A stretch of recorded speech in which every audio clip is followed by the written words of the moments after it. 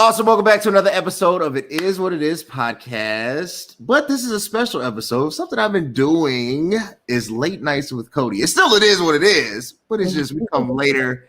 We come a bit more aggressive.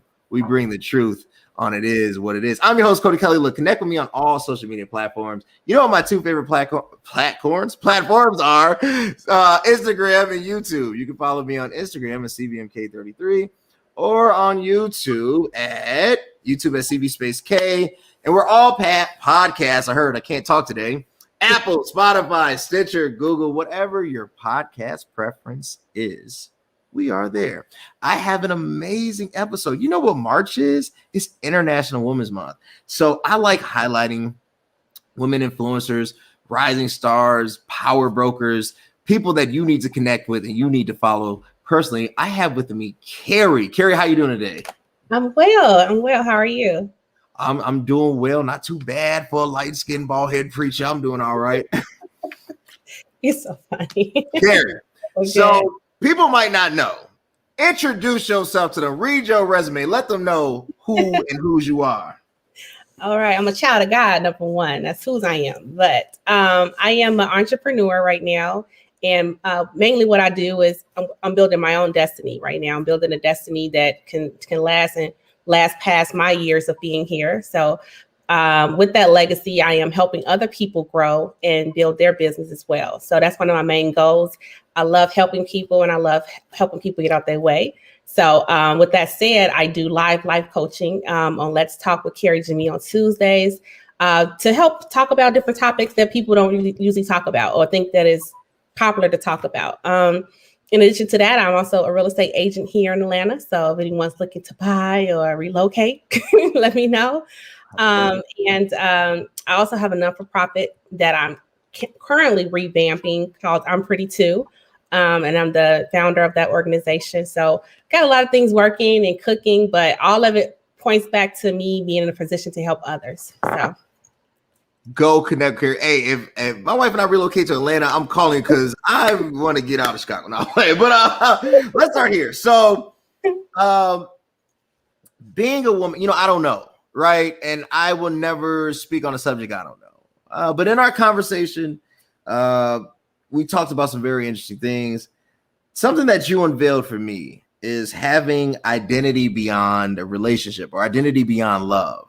Mm-hmm. I think traditionally we have pushed, and particularly in the faith, marriage, and I'm content with that. I'm not against it. But it's like identity is only complete when this happens. And maybe that's not a truth. It's a false truth, right? You can be complete and whole by yourself, right? So talk to me, like, as a woman, like, you have you been pressured in a marriage or like asked like, why aren't you married, or and if you did, like, how do you balance that identity? Now we're talking about, beyond just changing last names. That was like 20 years ago. Talk to us about that identity beyond love. That's a great question. So I think it's important that you establish who you are before you get in marriage. Also, while you're in your marriage, that you don't forget what God has called you to do. I think a lot of times when you say identity past marriage, sometimes you get into your marriage and you forget your purpose, or you get in a relationship and you're so deep in it that you forget that what you were called to do for yourself. And now you got all this turmoil and you don't know why. And it's probably because you're not really following the will that God had for your life. I would say that it's steps to it. And like people, you ask me about being married or whatnot, and do I feel pressure? I feel pressure only due to my own desires, not really like from like my inner circle or my parents or anything like that, but because I know that's what I want for myself. But I do understand that as I look back, that God had a lot of work to do with me. And that's what I mean about certain women. So some people jump into marriage and then it ends up in being a divorce and they're like, why? And sometimes it's because we didn't do the work before on ourselves. So you get into a marriage, which we heard before, we call it baggage or other things. And now you're destroying it. Like, I think the Bible quotes this, and I'm going to quote it. Look, Father passed, I'm going to quote it incorrectly. But they say a wise woman can tear down her own home with her own hands, right? So you can come in, and an unwise woman probably is the word. But if you're not knowing what you're talking about, or how to be a wife, or how to be a supporter, and this whole word about being passive and all that, then you could tear up a marriage. So having identity about who you are and who you're supposed to be within a marriage is crucial before you even get into one. And it's crucial also because, unfortunately, I've known people who've been married 20 plus years, and husband come home and say, you know what, I think I want a divorce. And now they were all in this marriage, all into their kids, and now they have no identity now after the marriage, because their whole identity was the husband, was the kids. So when you're married, you have to find out what you love too, what pushes you, what motivates you. And if it's a hobby, that's fine, whether it's yoga or whatever it is, but you have to have an outlet for yourself. A, because you need to identify your own identity, but two, you don't want to experience burnout. I think a lot of women, especially married and kids, can experience burnout because they don't have something that they're gravitating to. Everything is always about the husband or the kids and not about themselves. So I'm actually grateful that I had an opportunity to go on this journey with myself, to learn who I am, to learn the mistakes that I was making in past relationships and repeating the same things, so that when I do get married, I should be A1, I should be ready. So why do you think that there is this, it seemed like one-sided sacrifice? Like, you don't hear like men when they get married, like, well, that's not true. But for the most part, traditionally speaking, you don't hear like, I gave up everything. Like that speech in Fences, that's an over dramatization. I'm not saying that doesn't happen. Denzel was like, I ain't gotta like you. I don't know. But for the most part, you don't hear men saying like, this to make it work. That's only in Tyler Perry movies. The reality is, it seems like the woman is always giving and bending so that he himself can go forward. What is wrong with it? First of all, it's not fair. So I don't even have to ask if it's fair. But why is that so accepted and so not discussed? That's a good question. And I think part of it is we were taught to be nurturers, right? So not only are you a nurturer to your kids, but you're a nurturer to your husband and your significant other. So you're taught to submit, and make sure that they're happy. So I think we kind of embedded to put our happiness aside. Like, we're not supposed to be happy, but they're supposed to be happy. And now, some people bring up that, they start to change it a little bit, saying a happy wife, happy life, because it is important that she's happy. Again, I think women stood up and said, look, I ain't about to be the only one cooking and cleaning, and you just come in and just throw stuff around, and I don't, So I think people started to speak up, but I think it can come back from way back when. Like, I think we were just breeded to put the man, on this pedestal, whatever you need, and like. Oh, hell, Coming to America. Yeah, I don't know why that just want to say like Coming to America. Coming to America. Yeah. But yeah, it's my favorite movie. But yes, but we were kind of that mindset. It was there at some time, and I think as we started to get our own voices, then we got this stigma like, oh, she's an independent Black woman, or she don't need. That's not true. I think you can be strong, but yet be able to be, like I said before on one of your shows, but be weak enough to be a good, in your role, play your role. You know what I mean? You don't have to be so independent that you make your man shrink or his pride, but you have to be able to, find a balance between the two. You know what I mean? So, yeah. Can or is that something that should be discussed early on? I wouldn't know how to date now. I always say, if something happened to April, I would be screwed. I would have to just literally order my wife on Amazon, because I just don't know how to date anymore. Because I'm at a point now, I'd be like, so it'd be like a checklist, like, so FICO score is what again? Yeah, this ain't gonna work. So when should I guess the exchange between my vision and the other person's vision be discussed? Like, because I feel like it's not being discussed, and it's definitely not being preached about being discussed. I would say within the first week, first couple of dates that you have with someone, you need to make sure that you align and that your goals are the same. When I was doing this online dating like everyone else, and that would be my first question. It's like, where do you see yourself in the future? And all these other things, because I need to know. I need to know where you're going, because why waste my time?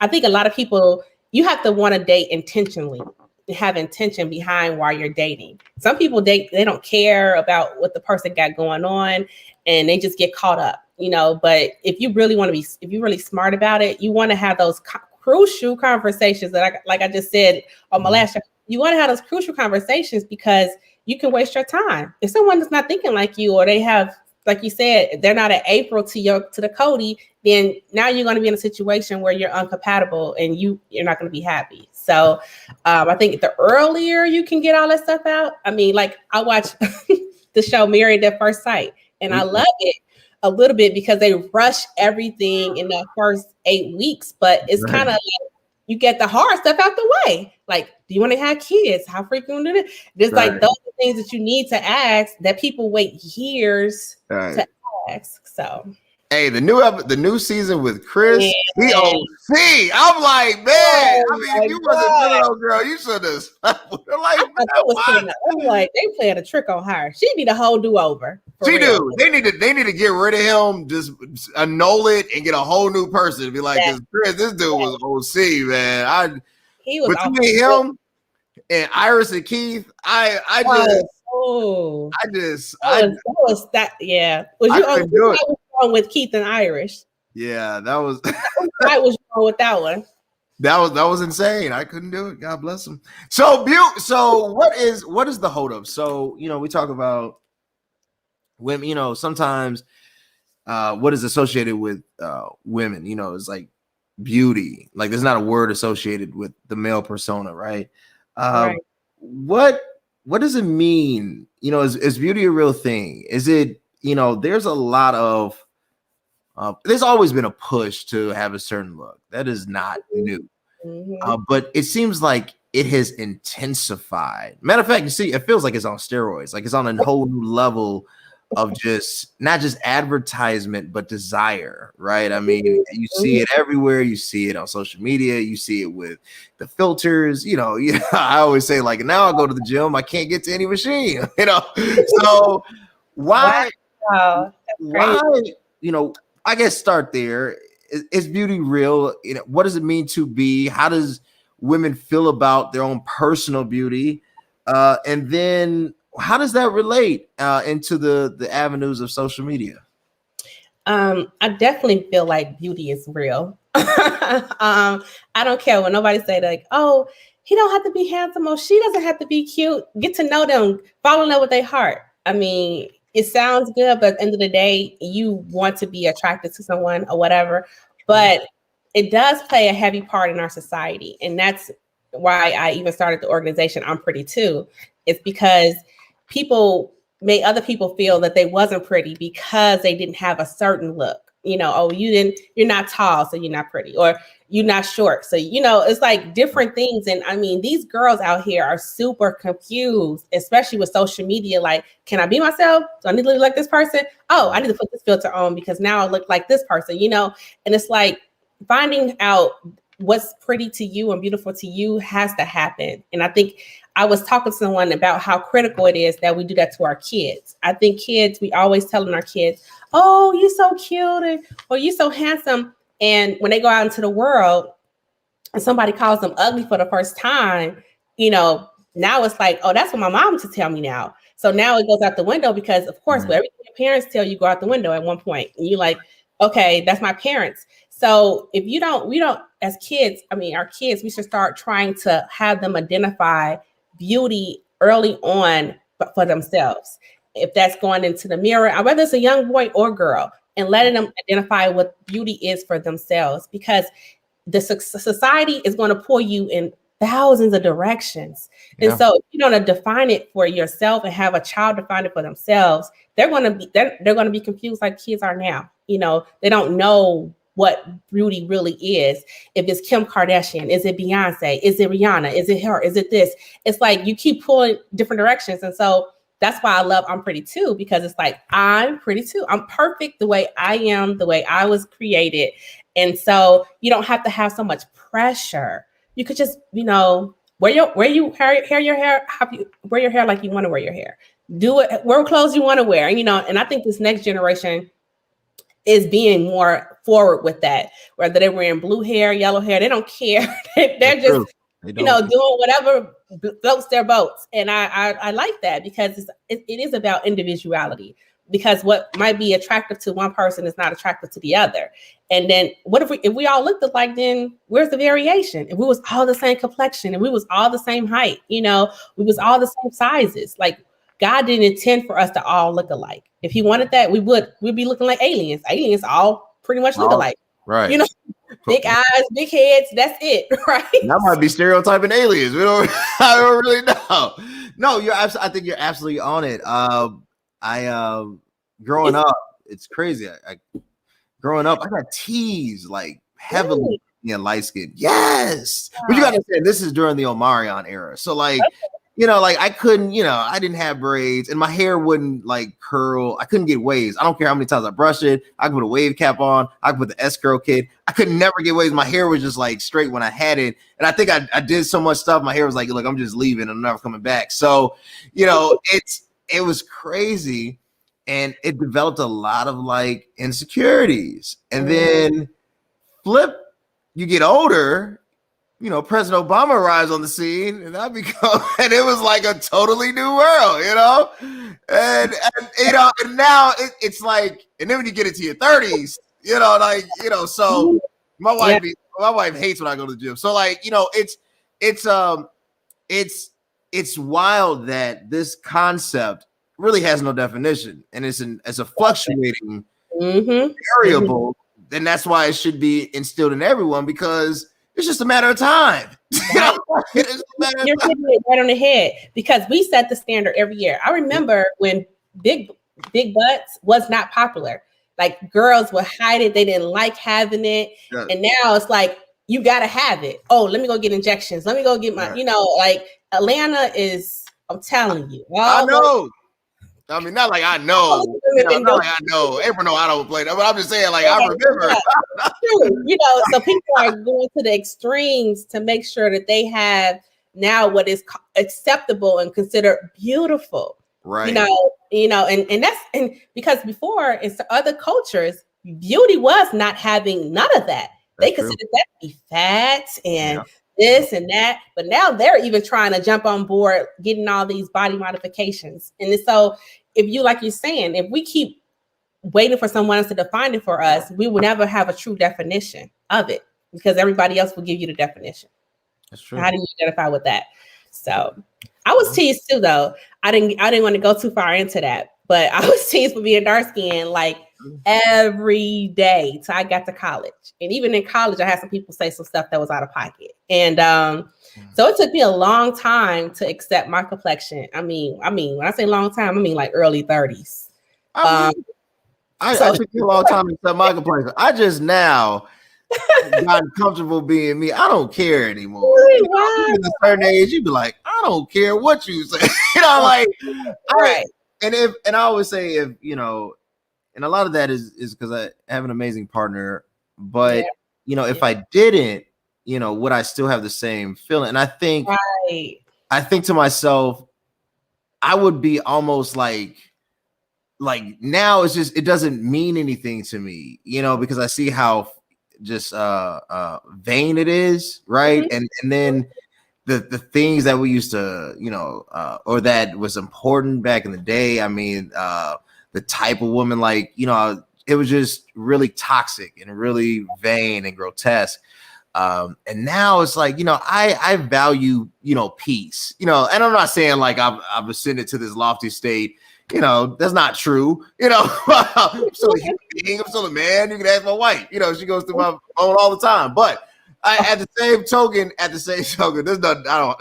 I'm completely 100. I have nothing. A, I have nothing to hide, and then B, I'll just be admitting. I tell myself, I'll be like, I did double tap the photo. I did like it. I'm still like, ahead of time. So if somebody screenshot it to you, you automatically know. So she ain't gotta ask. So That's good. That's But good. Transparency. right, Yeah. we on the same page. Yeah, I understand. So we're talking about that shift. Moving more into the economics of it. Empowering. Should I stay or should I go? I had a podcast. I had an amazing group of guests. One was a lawyer, another one was an entrepreneur, another one was an author, another one was started her own telecommunications company. I mean, just amazing women. And they bring up something that basically the only way that you can achieve true advancement in the realm of economics is through entrepreneurship, right?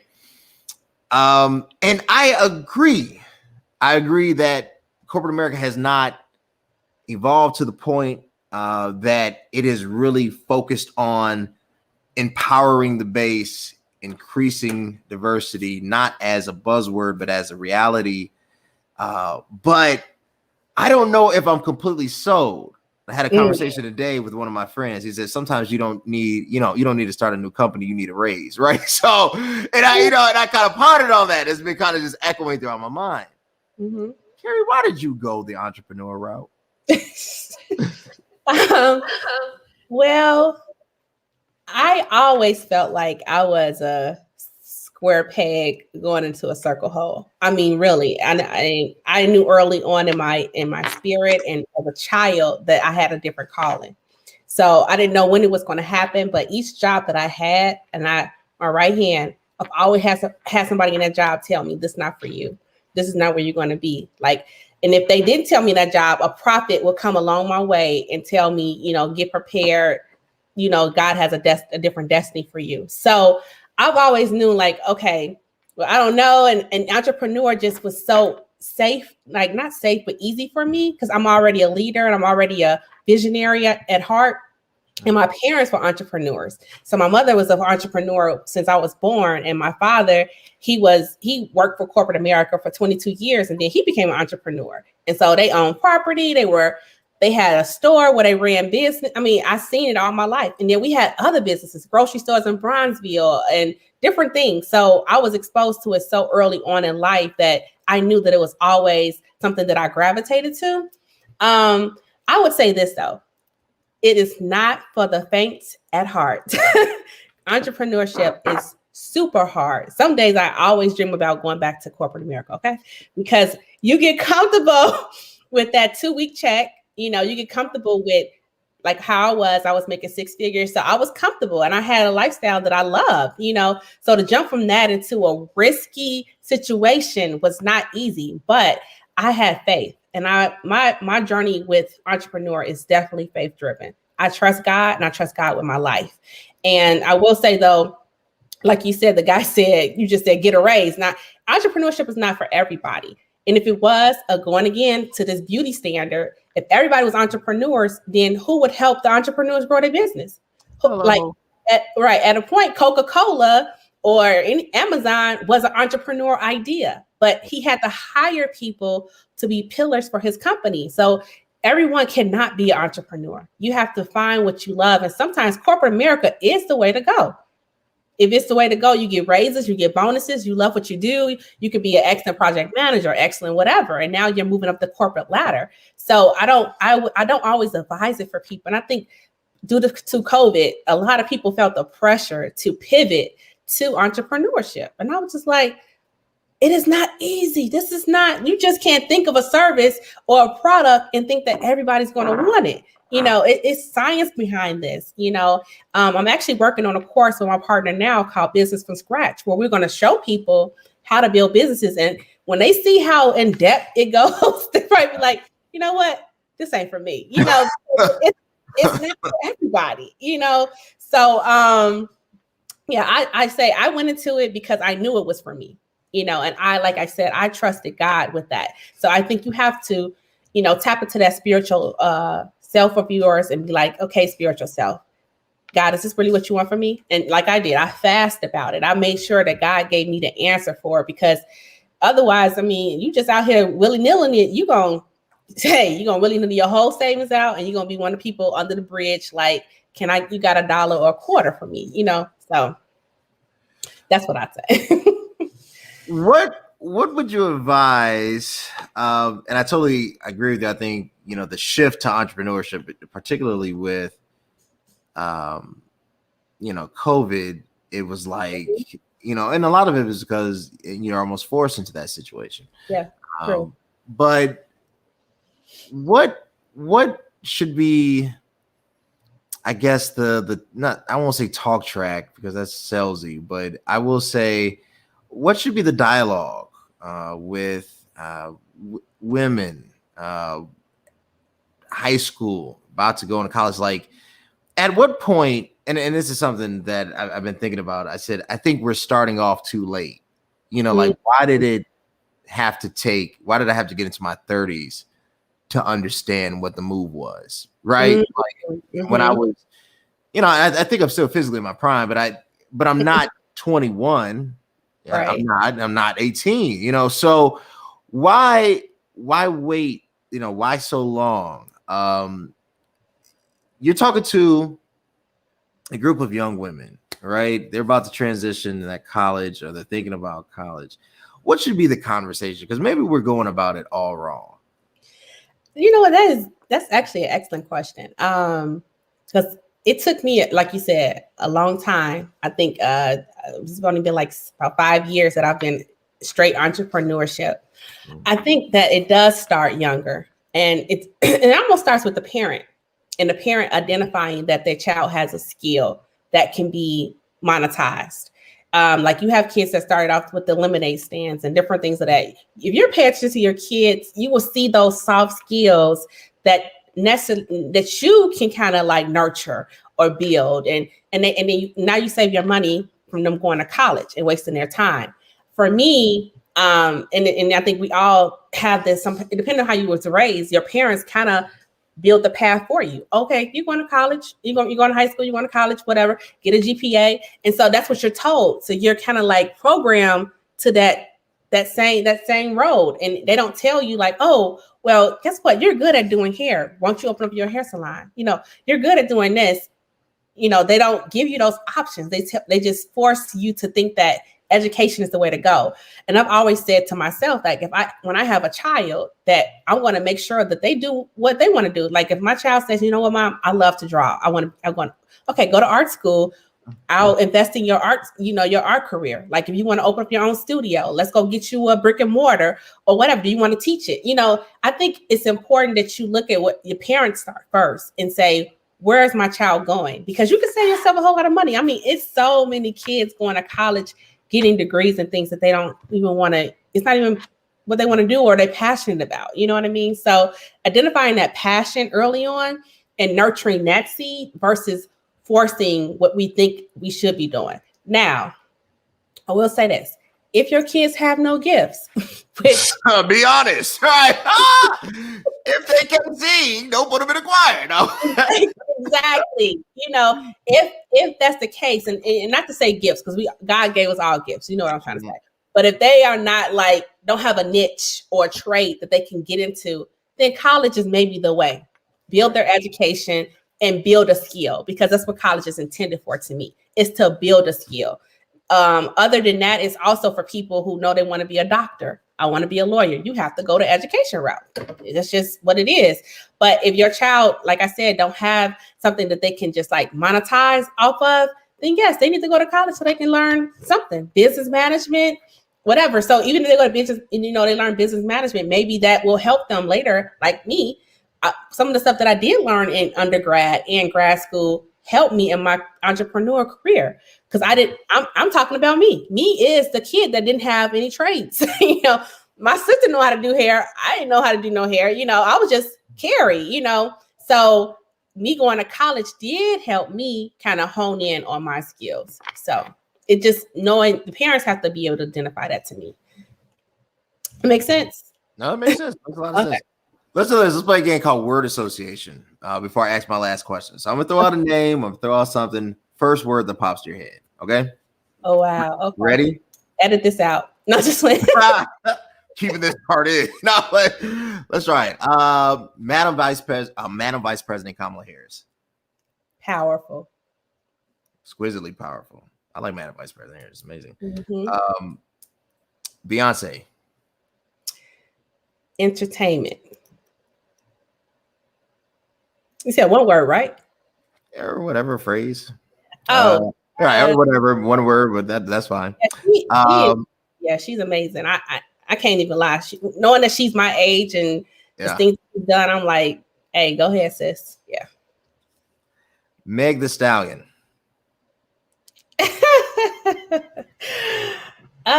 Social. I don't know. Oh God. Talented. She is talented. I will say that. But entertainment, definitely entertainment for men. Yeah. For me. For me. That's fair. I'll take that. Cardi B. Oh, that's an interesting one. Because before I saw one of her shows on Netflix, I would have said a different answer. But after watching it, I saw a different side of her, and I saw the entrepreneur and the talent in her. So I don't have really nothing. I could just say, yeah, talented to me. Yeah, I think she found her voice, knew what she wanted to do, and did it. She went from being in a situation that nobody really want a woman to be in, dancing in that way. People do it, but it's a hard industry, okay? Mm-hmm. And so she found something she was talented about and she nurtured it, and now she's killing it. So I just say, talented, smart. Oprah. Oh, well, that's my I look up to that's my role model. So role model for sure. She paved the way. She didn't take no for an answer. She made her own. That's what I feel like, with somebody like my show. I was sitting here waiting, like, who gonna give me a show? No, I created my own platform. So, she said, yo, you want to have me do this? I'm gonna create my own studio. And now look at her today. I mean, so powerful, unstoppable, definitely, up here. I mean, people have their judgments about her and things they want to say negative about her, but regardless, she has paved the way for a lot of Black women. She's a billionaire. Come on. Iconic. Since you live in Atlanta, Mayor Keisha Lance Bottoms. Oh, wow. She's history making. Yes. I love her, and I love her direction and the direction she's been taking in Atlanta. Yeah, definitely history making. I'm very proud we did that. Last one. Karen Clark Sheard. Karen Clark Sheard. She's iconic, like you said a few minutes ago, that word. Like she opened the door for a lot of gospel singers and people to, find that rhythm and that voice where they don't have to sound like everybody else. So yeah, I'll say paving the way, like most women have been doing for us African American women. It's true. Let's move to our last segment. Let's talk about faith. So you are a woman of faith. You have stated that, and you said your faith is everything. You're praying fast. You've allowed faith to be the cornerstone of your humanity. It is the bedrock, right? The Christian faith, let's just be honest, right? The Christian faith is predominantly women. It's probably about 70% women, 30% men. Maybe you could probably even it out to 60-40. And particularly in some denominations, is definitely as high as 70-30. Yet you don't see the leadership of particular faith that high. How can you have a constituency of a certain demographic and very little representation in leadership? Is there an abuse of power? Or what should the role of faith and how should it influence women going forward? Wow, that's a meaty question. Okay. Especially growing up in a church and seeing exactly that. I mean, every time we had a visiting pastor or minister, it was a male. And when we had women, it was only on Women's Day. Okay. That was it. And it was so uncomfortable for men to have women in the pulpit. And I was like, do you think God only called men to lead in that arena? Right. Like, oh, we're okay to lead over here, but we're not okay to lead here. I don't know. I think that it's just rooted in thinking that in that area that only men are leaders of in that way. I don't know why, because the women that I've been touched by the most were because they were in the pulpit. They were leaders in that way, and it made me say, okay, I can be that. Or knowing they were evangelists or a prophet or whatever the case may be, it was inspiring to me. I look forward to Women's Day. I'm like, oh, getting a women's sticker, because that's what you can identify with. I mean, listen to a man every Sunday all the time is great, but women like to also find their identity. You know what I mean? So I don't know why. That's a good question. I don't know why that balance is off like that, because you're right. Yeah, I don't know. Cody, help me. You help me dig it. I have to think about where I belong, and no, I think that because I know you grew up in the church too. Let me phrase this correctly. I got to make sure I phrase this correctly. I think that men are intimidated, and I think that because there's really no justification, and I understand. I have the same faith. I read the word. I believe in the word of God, but there's really no dominance, especially when you get into the New Testament. And the Bible says, in the eyes of Jesus, there's neither male nor female. Right? There's no. Jesus is the ultimate identity of equality. He erases even geographical, ethnic, anything that would separate humanity. He literally tore down the veil. I think we're intimidated because it particularly, and I guess this is more pertaining to the quote unquote black church, because it's really the only area that the black man is allowed to be successful. Oh, that's good. Yeah. So because the church really is the only avenue, without having a diversity and inclusion committee and having to go through EEOC reporting, that demographic can actually be humanized. Therefore, to validate his own humanity, it has to dehumanize another. I think it's a sad, and I think it's a toxic, and I really think it's the effects of slavery, and I keep saying, like, the effects of slavery is so present that when we see it, we don't even recognize it. We just think like, oh, but it's still here. So that's what my personal feeling is. My mother is my shero. She has 2 or 3 degrees, super smart. Super. Her role model is Angela Davis. I've heard Angela Davis speak twice, once at my cousin's graduation, the second time at my school at Loyola. So I mean, strong women don't intimidate me because, first of all, I appreciate their humanity and I see them as a strong human that happens to be a woman. I don't put like a separate category and this is for women, So so for me, I don't care. I'm not like bothered, But I think for a lot of people, because it is really the only avenue where the humanity can even really thrive. Therefore, that's what you'll keep replicating. I would love to get shout out to those who are in the faith who totally oppose that view. I would love to get you on the podcast. I believe in diversity and inclusion here. Everybody can be on here. If you want to challenge that view, hit me up. I just think that. Yeah, I think that we have to. We have to look into it. And then here's something else. I think we have to look into the dynamic of why, and that's for another episode. Even how relationships appear. One of the things. My grandfather, he was honest with me. Like I think people know Bishop Marshall, but I knew Cody Marshall, right? And he was honest. He would share things that a lot of people don't know, and he would talk to me and to avoid a lot of mistakes. And I think some of the reasons why, if I have progressed at all, is because of his tutelage and because of the things he shared with me, and even how to go about being a husband, right? So, like, my wife is not my servant; she's not my maid. I don't own her. I don't even know what she's doing right now. What I'm saying? Like, so, no, I'll play about. I think she's on the phone with one of her friends. But I it's not an issue once you can discuss it. And I think that's the problem. We don't want to discuss it because if we be honest with it, a lot of these women can outpreach these men. A lot of these women are smarter than these men. A lot of these women have more integrity than these men. And if we really put down a list, a lot of these women should be leading these men. But the problem is, it is what it